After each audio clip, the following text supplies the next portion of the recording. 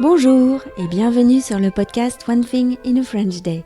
Aujourd'hui, mercredi 11 septembre 2019, cet épisode, le numéro 1701, s'intitule « L'exercice de maths, c'est aussi pour moi ». Je m'appelle Laetitia, je suis française, j'habite près de Paris et je vous raconte au travers de ce podcast un petit bout de ma journée. Le texte de ce podcast est disponible en vous abonnant à la newsletter sur www.onethinginafrenchday.com. Vous pouvez également suivre le podcast sur Facebook ou sur Instagram. L'exercice de maths, c'est aussi pour moi. Hier, Pietro était en déplacement dans le sud de la France. Michaela est venue me voir à propos d'un exercice de maths. L'autre jour, tu m'as dit que je pouvais aussi venir te voir pour les exercices de maths. C'est vrai, je ne voulais pas que tu penses que seul ton père pouvait t'aider dans cette matière. Oh mais je le sais, seulement tu es souvent occupé, alors je lui demande à lui. Mais là, il n'est pas là, alors tu veux bien jeter un œil ? C'est vrai que son réflexe d'aller vers Pietro pour les maths m'avait un peu agacée. Je trouve que ça entretient le mythe que les femmes ne sont pas bonnes en sciences, ou que je ne suis pas bonne en maths. Je suis donc allée jeter un œil à son exo.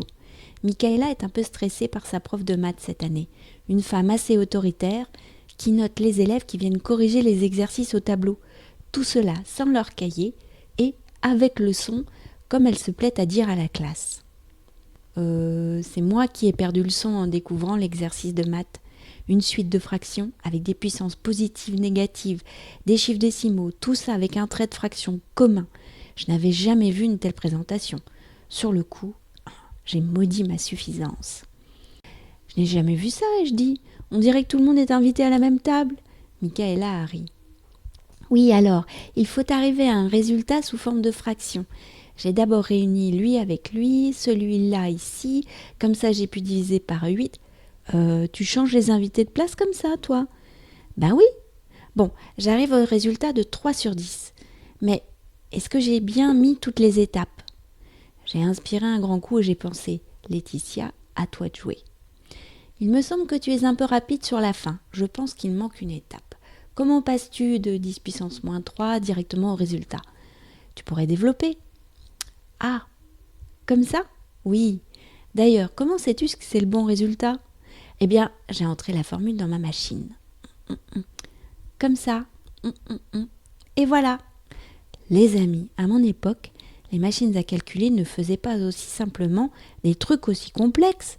J'ai eu l'impression d'avoir carrément manqué une étape. « Merci maman, tu m'as bien aidée » a dit Michaela en me souriant. Je suis ressortie de la chambre et j'ai un peu fait la danse de la joie dans le couloir. Dans mon cas, il s'agit d'une version Bhangra de la danse de la joie, bien sûr. One Thing in a French Day, c'est fini pour aujourd'hui. Vous pourrez retrouver le début du texte de ce podcast ou vous abonner à la newsletter sur www.onethinginafrenchday.com. Si vous avez envie de m'envoyer un message, voici mon adresse email frenchday@gmail.com. À demain!